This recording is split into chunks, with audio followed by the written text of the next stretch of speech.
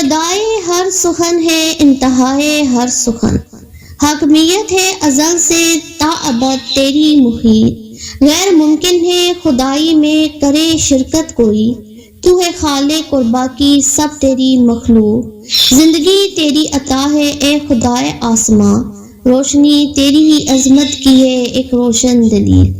سامعین کرام اور میرے ہم مکتب ساتھیوں، السلام علیکم۔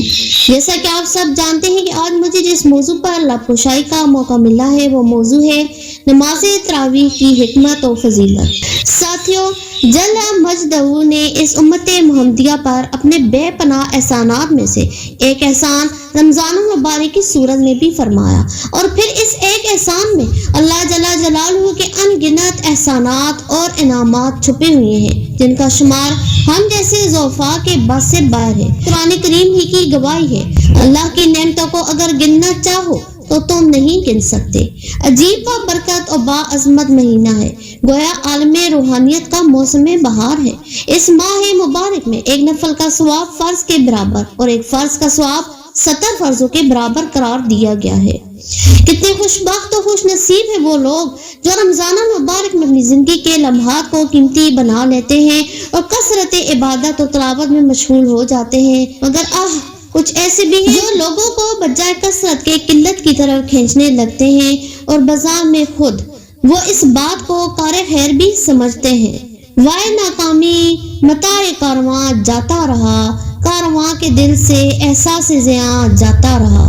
رمضان المبارک میں دن کا روزہ فرض اور رات کی تراویح مسنون ہے۔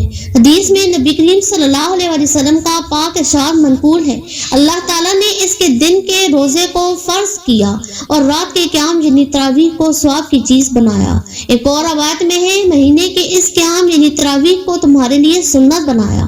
نبی کریم صلی اللہ علیہ وسلم نے اپنے دور مبارک میں تراویح کی ترغیب بھی ارشاد فرمائی اور اس کی فضیلت بھی بہت بیان فرمائی۔ چنانچہ حدیث پاک میں ہے، جس نے رمضان کا روزہ رکھا ایمان اور ثواب کی نیت سے اس کے اگلے پچھلے سارے گناہ بخش دیے جاتے ہیں، اور جس نے رمضان مبارک میں قیام تراویح کیا اس کے بھی سارے اگلے پچھلے گناہ بخش دیے جاتے ہیں۔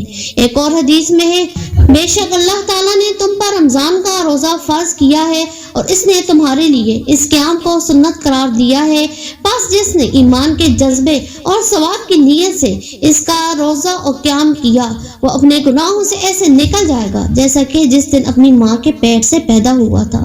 دیکھیے کتنی بڑی فضیلت ہے، مگر حضور صلی اللہ علیہ وسلم نے اس کو جماعت کے ساتھ چند راتوں کے سوا ادا نہیں فرمایا۔ امام الانبیاء صلی اللہ علیہ وسلم نے 3 راتوں کے بعد یہ نماز کیوں نہیں پڑھائی؟ پھر سنیے، امت پر شفقت اور ترس تھا کہ میری امت بڑی کمزور ہے، کہیں اللہ کی طرف سے فرضیت کا حکم نہ آ جائے۔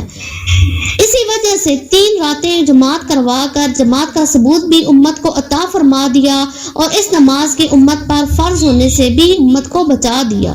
فصلی اللہ علیہ وسلم تسلیما کثیرا کثیرا ابدا۔